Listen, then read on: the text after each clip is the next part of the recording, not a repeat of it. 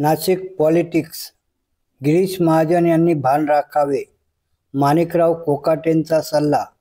नमस्कार मित्रांनो, आपण चॅनलवर नवीन आला असाल तर कृपया चॅनलला सबस्क्राईब करण्यास नम्र विनंती आहे.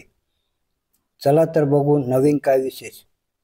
क्रांतीवीर राघोजी भांगरे यांच्या सिन्नर मतदारसंघातील प्रस्तावित स्मारकावरून मंत्रिमंडळ बैठकीत उपमुख्यमंत्री अजित पवार आणि ग्रामविकास मंत्री गिरीश महाजन यांच्यात चकमक झाल्यानंतर अजित पवार गटाचे आमदार ॲडव्होकेट माणिकराव कोकाटे यांनी मंत्री नीट काम करत नाहीत अशा शब्दात महायुतीला घरचा आहेर दिला.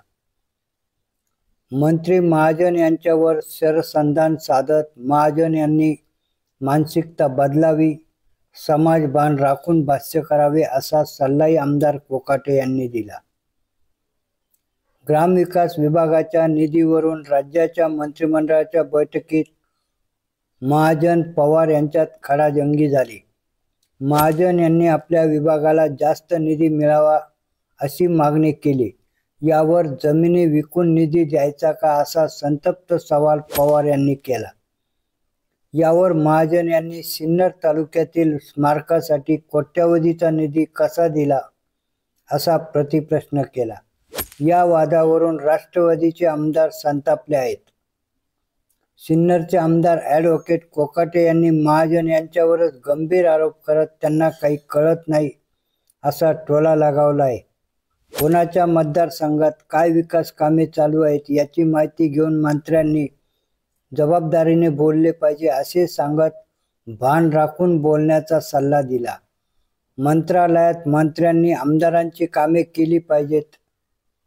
याउलट मंत्री कुणाचेच ऐकत नाहीत, त्यांना आपल्या मंत्रालयात काय चालले आहे तेच कळत नाही असा गंभीर आरोप करत कोकाटे यांनी आपल्या सरकारला घरचा आहेर दिला आहे.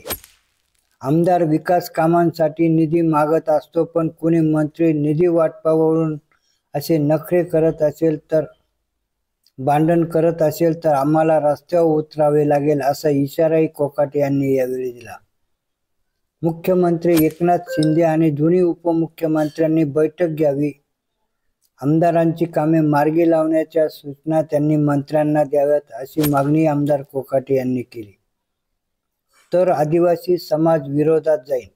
एखाद्या विषयाचे गांभीर्य समजून महाजन यांनी बोलले पाहिजे असा सल्ला देताना राघोजी भांगरे हे आदिवासी समाजाचे श्रद्धास्थान आहेत.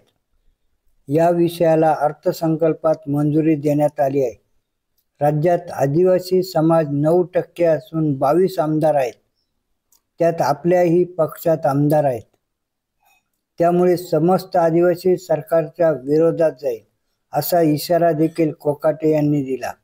मंत्र्यांनी अशी वक्तव्य करू नयेत. हा समाजाच्या अस्मितेचा विषय आहे.